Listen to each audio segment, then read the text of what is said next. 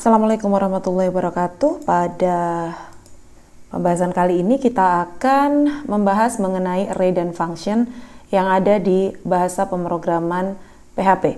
Secara fungsi dan definisi tentu saja array dan function ya memiliki fungsi dan definisi yang sama dengan bahasa pemrograman yang lain, tetapi tentu saja setiap bahasa pemrograman akan memiliki ciri khasnya sendiri-sendiri dalam hal mendeklarasikan dan kemudian nanti memanggil si array dan function itu. Oke, akan kita bahas satu persatu. Yang pertama adalah array.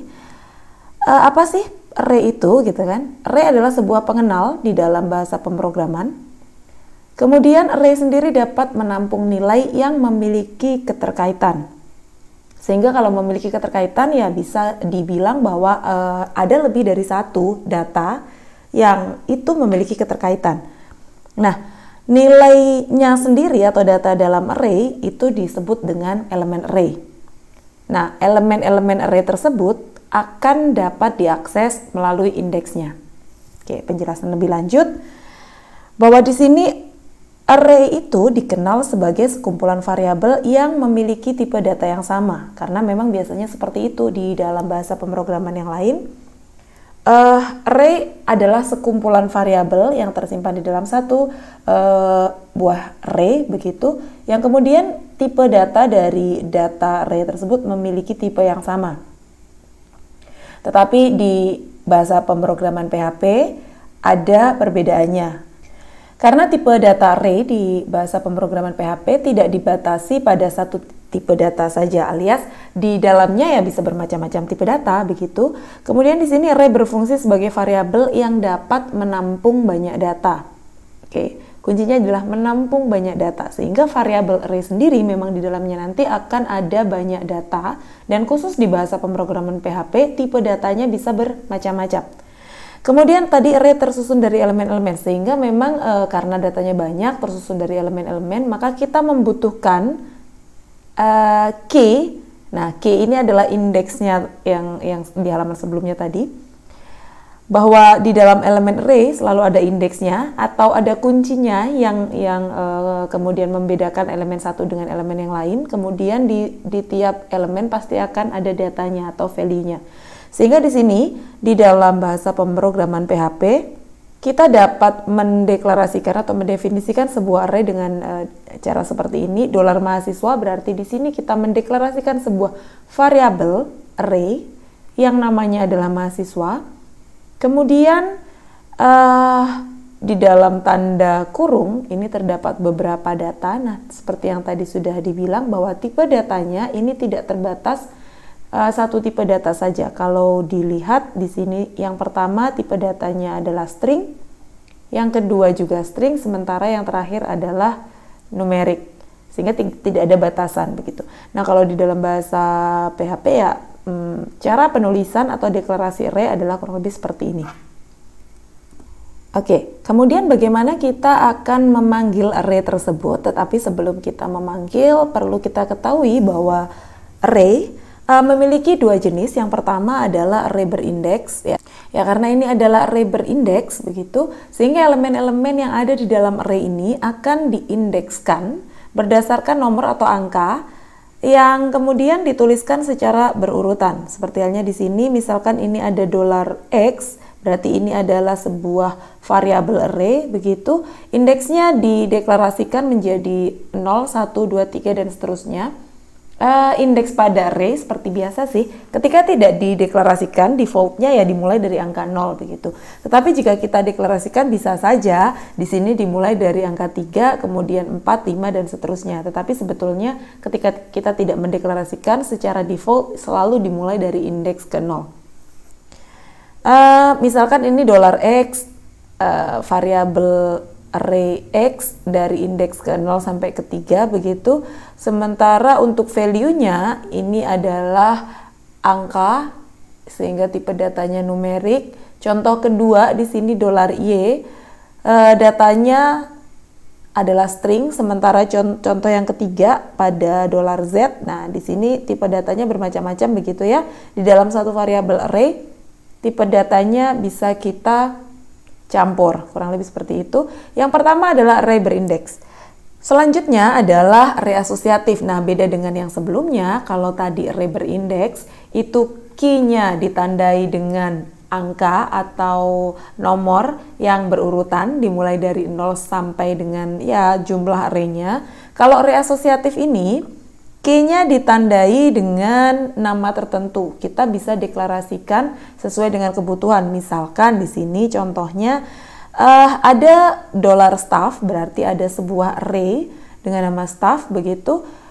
Key-nya adalah asosiatif dan kita bisa tuliskan itu menjadi sebuah kata yang bisa dikenali. Misalkan di sini staff, kuncinya adalah ketua, kemudian datanya atau value-nya adalah Andi, staff sekretaris Dinda, bendahara Nanda, dan seterusnya. Nah, inilah contoh dari array asosiatif yang mana tadi key-nya itu tidak lagi sebuah angka tetapi sebuah kata.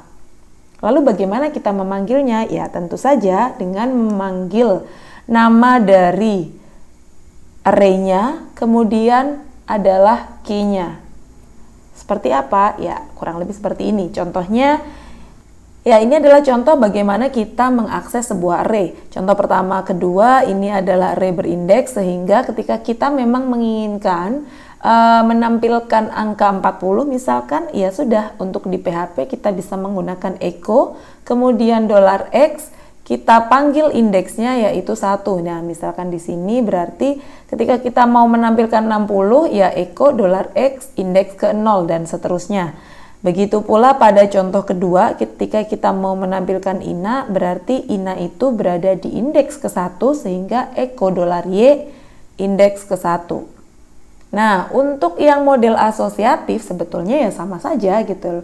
Kita tinggal memanggil nama variabel array-nya, kemudian key-nya apa? Kalau yang ini tadi key-nya adalah indeks, angka, ya ini adalah key-nya adalah yang asosiatif tadi, sehingga kalau mau menampilkan Andi ya kita panggil di sini ketua.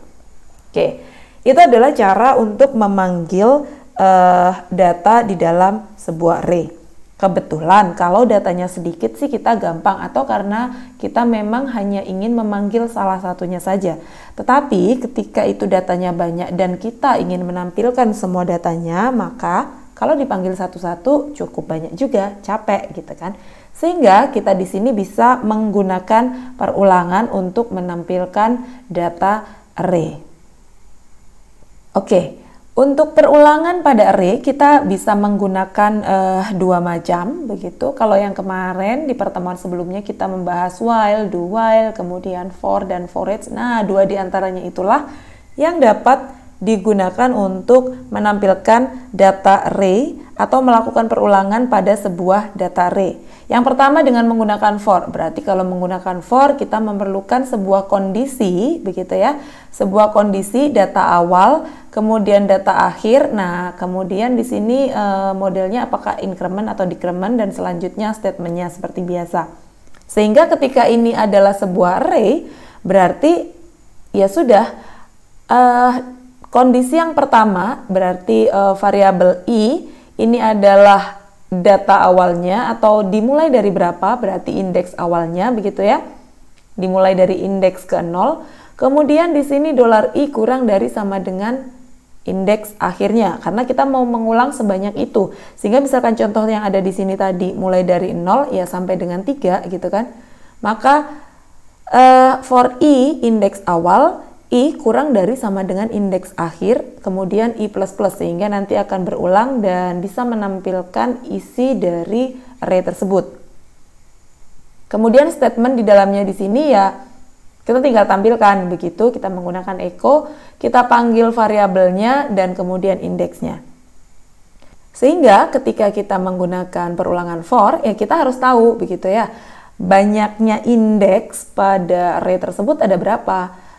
Kalau mungkin di model bahasa C++, ketika mendeklarasikan sebuah array, kita juga mendeklarasikan panjang array-nya itu berapa begitu ya.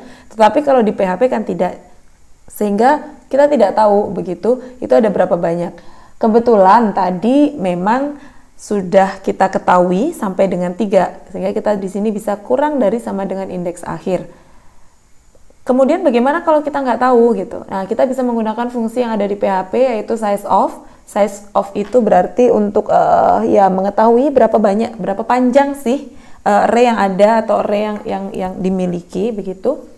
Sehingga kalau menggunakan size of ya hati-hati dengan penggunaan batasannya begitu. Oke, perulangan array menggunakan for ini harus diketahui batas akhirnya tadi meskipun ya kita bisa menggunakan size of-nya. Kemudian perulangan array dengan menggunakan for hanya digunakan untuk array berindeks karena di sini ada proses atau ada incrementnya gitu ya. Kalau array asosiatif ya gimana gitu. Sehingga gimana kalau untuk array asosiatif ya kita bisa menggunakan model perulangan yang kedua yaitu for each. Yang seperti halnya kemarin sudah dijelaskan bahwa ketika menggunakan for each maka isi dari array akan di-deploy, akan di-explode begitu, langsung dikeluarkan dan ditampilkan secara berurutan. Sehingga memang perulangan array dengan menggunakan for each ini bisa dikatakan jauh lebih simpel begitu, lebih sederhana. Ya ini cara kerjanya tadi ya dengan mengexplode isi dari array dan kemudian menampilkan secara berurutan. Dan ketika kita menggunakan for each, kita tidak perlu mengetahui ini batasannya sampai berapa sih, data array di dalamnya ada berapa sih, nggak usah. Pokoknya sudah for each diterapkan for each, maka isinya akan di-explode dan ditampilkan secara berurutan begitu. Cara menuliskannya bagaimana? Ya di sini for each, kemudian dolar nama array as value, sehingga tadi ketika ada $x, di sini $x as value. Kalau mau menampilkan datanya ya sudah echo $value sehingga 40, 60 dan seterusnya itu akan ditampilkan secara berurutan sesuai dengan urutan indeksnya. Nah, untuk perulangan for each ini dapat digunakan pada array yang berindeks atau array asosiatif. Karena ya itu tadi kita tidak perlu memperhatikan urutannya, increment dan seterusnya sehingga model array asosiatif akan aman dengan menggunakan perulangan model for each ini. Oke, next. Oke, beberapa fungsi yang ada di dalam array. Ini ada fungsi pengurutan array, masing-masing di sini ada penjelasannya begitu. Untuk AR-sort ini digunakan untuk mengurutkan array berdasarkan value-nya secara descending, sementara asort masih sama mengurutkan berdasarkan value tetapi ascending, sehingga ketika nanti misal kita menggunakan fungsi AR-sort maka yang diurutkan adalah value-nya, berarti kan 60, 40, 80, dan 70. Karena secara descending, maka di sini adalah 80, kemudian di sini 70, 60, dan 40. Ini kalau menggunakan AR-sort. Sementara kalau ASort ya berarti kebalikannya 40, 60, 70, dan 80.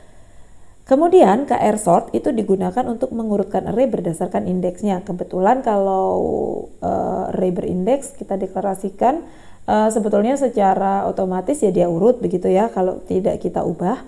Nah, kecuali tadi ketika kita gunakan pengurutan value ini ya indeksnya akan ngikut gitu kan. Yang tadinya 80 itu ada di indeks kedua di sini, maka 80 di depan di sini indeksnya menjadi kedua begitu. Ini kalau kita menggunakan AR-sort.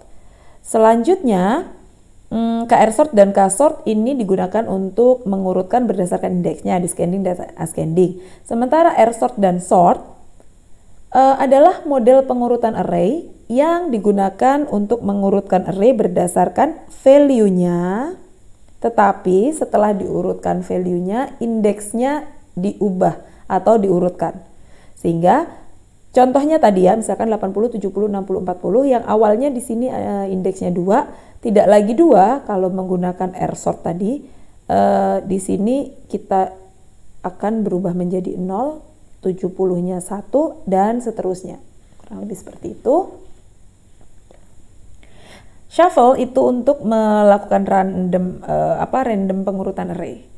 Oke, fungsi selanjutnya adalah pengaturan pointer. Pointer itu penunjuk. Jadi untuk menunjukkan ini berada di elemen keberapa sih gitu ya.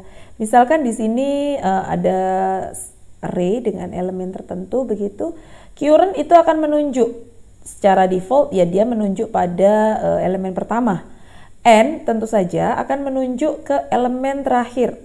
Berarti ketika kita memanggil fungsi array n, ya dia akan menunjuk ke elemen terakhir di sini. Elemennya jadi ada di sini.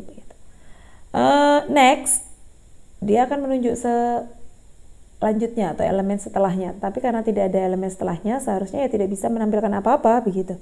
Elemen previous, fungsi previous ini untuk menunjukkan elemen sebelumnya begitu. Reset tentu saja untuk mereset. Nah, ketika tadi elemennya ini menunjuk ke tempat-tempat yang berubah, nah cure-nya itu mengikuti, kurang lebih seperti itu. Fungsi selanjutnya adalah pencarian array. Ya, pencarian array. Di sini ada array search, array key access, in array.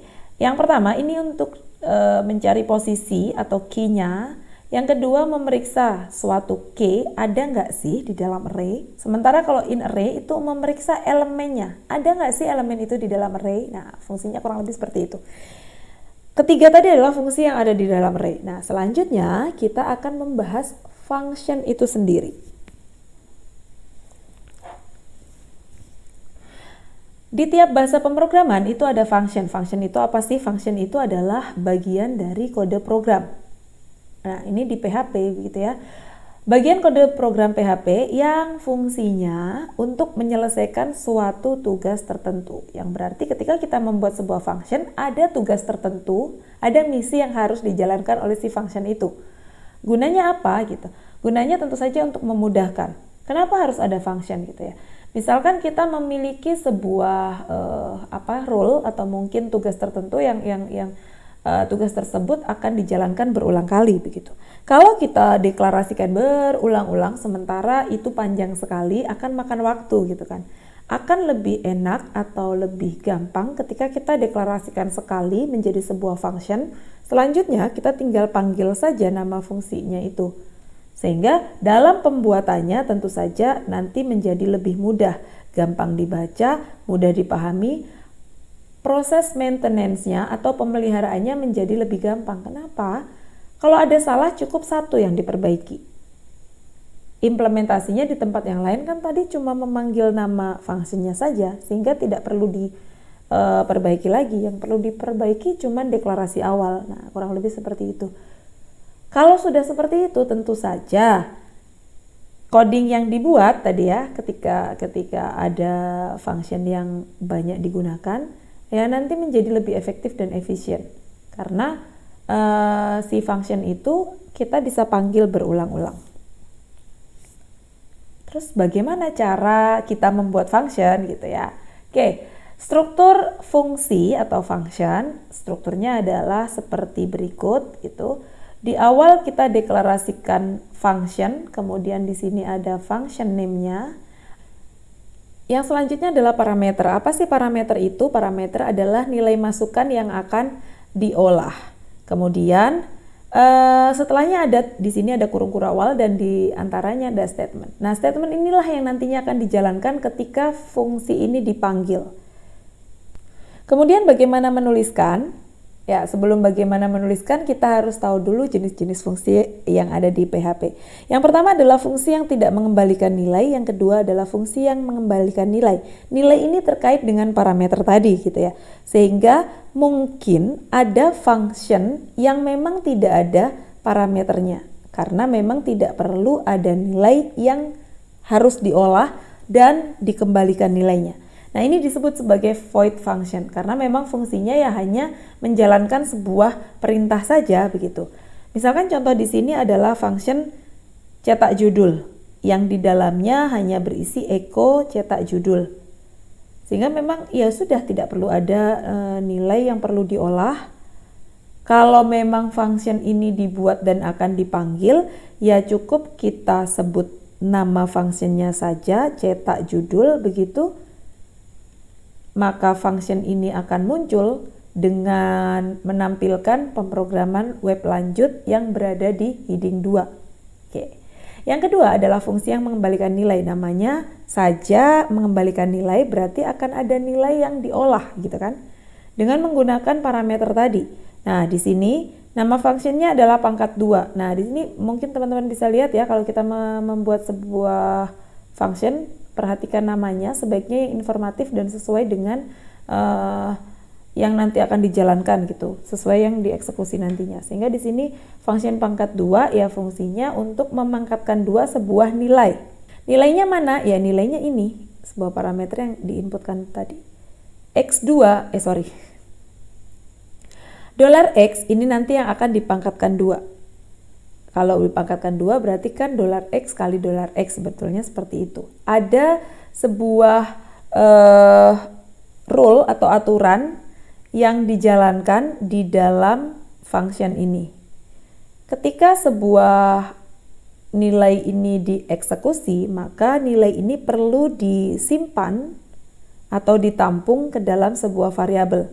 Nah, di sini contohnya adalah variabel hasil yang gunanya untuk menampung eksekusi dari pangkat 2 variabel X atau si parameter tadi.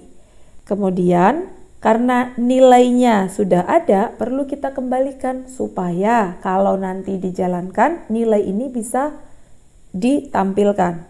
Ketika value ini dipanggil, misalkan pangkat 2 begitu, pangkat 2, kemudian di sini kita tuliskan 5, harapannya ya nanti ketika di echo, ya nanti tidak lagi 5 tetapi menjadi 25, kurang lebih seperti itu. Oke. Selanjutnya adalah ini tadi memanggil fungsi. Yang pertama yang tanpa nilai kita bisa panggil langsung seperti ini karena kebetulan di dalamnya sudah ada echo-nya ya. Sementara kalau yang mengembalikan nilai kita perlu pastikan dulu di dalam fungsi itu ada echo-nya tidak. Kalau sudah ada echo-nya ketika memanggil ya nanti tinggal kita sebut nama fungsinya saja. Tetapi kalau belum ada echo-nya, misalkan seperti contoh yang sebelumnya tadi nggak ada echo-nya, berarti di sini perlu kita tambahkan echo, kurang lebih seperti itu. Selanjutnya adalah passing parameter. Passing parameter ada 2, ada pass by value, yang kedua adalah pass by reference. Secara fungsi sama, dia adalah teknik untuk memasukkan parameter ke dalam sebuah fungsi. Tetapi yang membedakan adalah kalau pass by value, dia akan membuat copy dari variabel asli, sehingga variabel aslinya nanti tidak akan terpengaruh. Begitu. Variabel aslinya di sini adalah $value, kemudian value plus plus. Ini adalah fungsi increment, begitu ya. Di sini ada nilai $x sama dengan 5. Ketika di sini ada tambah 1, harusnya kan increment ya. Kalau di sini tambah $x, dia membuat copy dari variabel asli. Sehingga variabel aslinya nanti nggak terpengaruh dari si data ini. Ya sudah, dia akan dijalankan begitu fungsi incrementnya. Sementara kalau pass by reference, di sini teknik memasukkan parameter sama, secara fungsi sama, tetapi kita bisa bisa melakukan manipulasi. Yang membedakan di sini ada tanda n-nya, ya, ada tanda n-nya di sini.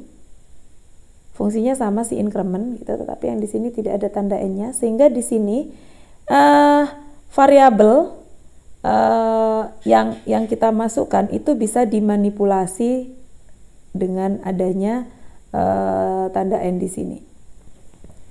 Oke, selanjutnya adalah fungsi built-in. Nah, tadi sudah dijelaskan bahwa selain kita bisa membuat fungsi, sebetulnya PHP ini juga sudah menyediakan fungsi yang bisa kita manfaatkan atau kita gunakan. Ada banyak sekali fungsinya, tetapi mungkin beberapa saja yang kita contohkan di sini. Ada include, ada require, ada strlen, kemudian substring, dan number format. Masing-masing akan kita jelaskan. Nah, yang pertama adalah include. Include di sini memungkinkan kita memasukkan isi dari file PHP 1 ke dalam file PHP yang lain. Contohnya misalkan kalau di dalam sebuah website seperti yang kita tahu akan banyak sekali halaman-halaman begitu ya. Misalkan ada halaman home, ada halaman produk misalkan, ada halaman about, ada halaman belanja, ada halaman kontak us, dan seterusnya. Yang masing-masing strukturnya sama, ada header, ada footer, ada header, ada footer, ada header, ada footer, gitu kan. Dan halamannya ada banyak sekali. Kemudian suatu ketika misalkan di headernya ini gambarnya harus berubah. Maka kalau berubah ya kita harus mengubah semua header yang ada. Kalau halaman PHP-nya sedikit sih gampang. Tapi kalau halaman PHP-nya banyak, effort juga gitu ya. Sehingga kita perlu membuat sebuah halaman header, misalkan begitu, header.php yang isinya ya dia hanya header saja. Hanya header saja di sini. Kemudian ketika kita butuhkan header di halaman home, kita include-kan header ini di home. Kalau butuh header di halaman produk, ya kita include-kan header ini di produk dan seterusnya. Selain header, misalkan ada footer, ya sudah kita buat saja file footer.php gitu.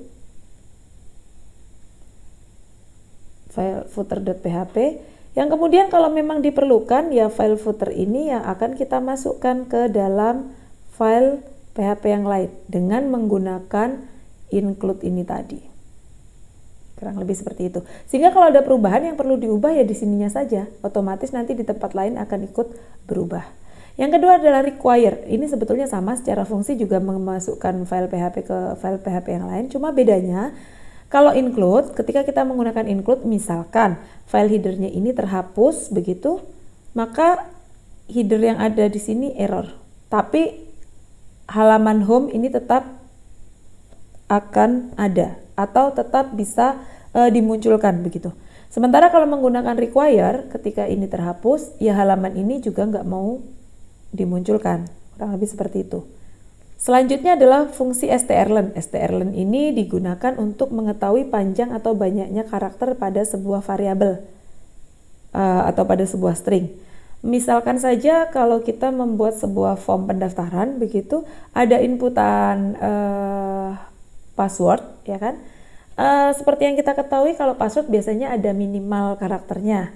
Nah, pada form inputannya, ketika kita mengirimkan isi form itu ke halaman action, nah di halaman action tadi untuk variabel password kita gunakan function strlen dalam kurung password misalkan. Kemudian kita gunakan kondisi if strlen password kurang dari 8, maka ulangi lagi misalkan seperti itu, atau ada pesan error yang lain. Sehingga kita bisa menjaga gitu ya bahwa password memang harus 8. Nah, kurang lebih seperti itu. Kemudian fungsi selanjutnya adalah substring. Substring ini digunakan untuk memotong-motong string. Misalkan penggunaannya adalah untuk NIM kalian gitu ya. NIM kalian seperti yang kalian tahu itu sebetulnya kan ada kode-kodenya. Kode angkatan, kode prodi, kemudian NIM berurutnya sendiri. Misalkan ingin mengetahui angkatan berapa sih, ya sudah ambil saja 2 digit di awal. Kita bisa gunakan fungsi substring.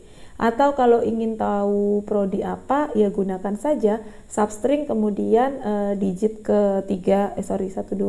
keempat dan kelima begitu.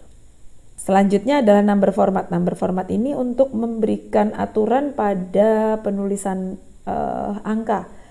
Misalkan ribuan gitu kan. Kalau ribuan tanpa adanya pengaturan function maka akan tertulis seperti ini. Tetapi ketika kita menggunakan number format nanti akan dipisahkan ribuannya. Tapi karena menggunakan standarnya PHP internasional maka dia menggunakan koma begitu ya. Kalau mau menggunakan gaya kita menggunakan titik gitu, karena koma biasanya untuk desimal kalau kita, maka perlu tambahan-tambahan aturan yang lain di number formatnya. Dan untuk mencobanya, tadi untuk mencoba array dan function termasuk fungsi built-in yang ada di PHP akan kita coba di kelas praktikum pada pertemuan mendatang. Oke, terima kasih.